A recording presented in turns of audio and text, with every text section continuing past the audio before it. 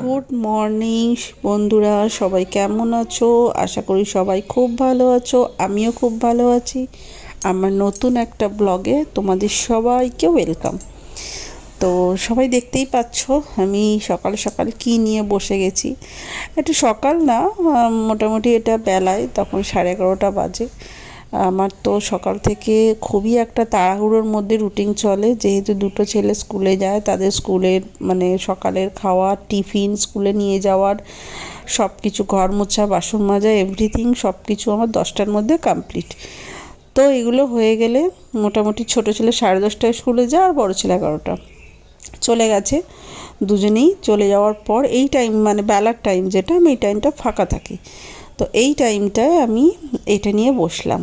এবার ব্যাপারটা হচ্ছে, এই আসন তো আপনারা অনেকেই দেখেছেন, মানে দেখেছেন শুধু না, করেছেন অনেকেই।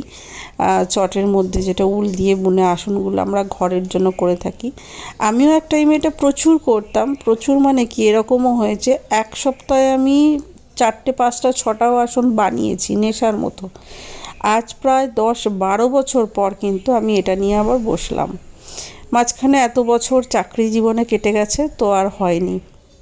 যার আসন এটা, তো এটা অ্যাকচুয়ালি ওর মায়ের একটা শেষ স্মৃতি, তো যেটা ইনকমপ্লিট রয়ে যায়।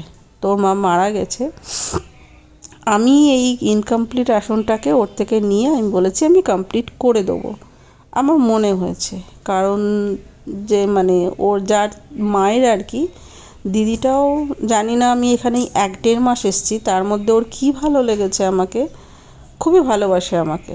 মানে কিছু কিছু জিনিস আছে যেগুলো করে, যেগুলো প্রকৃত ভালো না বাসলে করা যায় না হয়তো। ছোট ছোট কিছু জিনিস থাকে যেগুলো বোঝা যায় যে সে কতটা আন্তরিকতা ভালোবাসে আর কি। যেমন একটা জিনিস দেখাই আপনাদের, এই দেখুন, এই যে আংটিটা দেখছেন, জানি না কতটা দেখতে পাচ্ছেন, এই আংটিটা ও আমাকে কালকে দিয়েছে। তো হঠাৎ করেই সন্ধেবেলা এসে আমার হাতটা নিয়ে আংটিটা পরিয়ে দেয়। ঠিক আছে, তো খুব ভালো লাগলো। আর এর আগেও আমাকে দুটো জিনিস দিয়েছে। ঠিক আছে, দাঁড়ান দেখাচ্ছি। দুটো জিনিস দিয়েছে এর আগে আমাকে, দেখাচ্ছি দাঁড়ান। এই পুতুলটা, এটা আমি আগেও একটা ব্লগে দেখিয়েছি।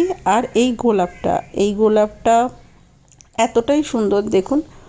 এটা আমাকে কালকে দিয়েছে, ওই আংটিটা দেওয়ার আগে গোলাপটা, তারপরে আংটিটা দিয়েছে। খুব সুন্দর গোলাপটা, আমার খুব ভালো লেগেছে। আসলে ও না আমাকে প্রত্যেক দিনই একটা করে গোলাপ দেয়।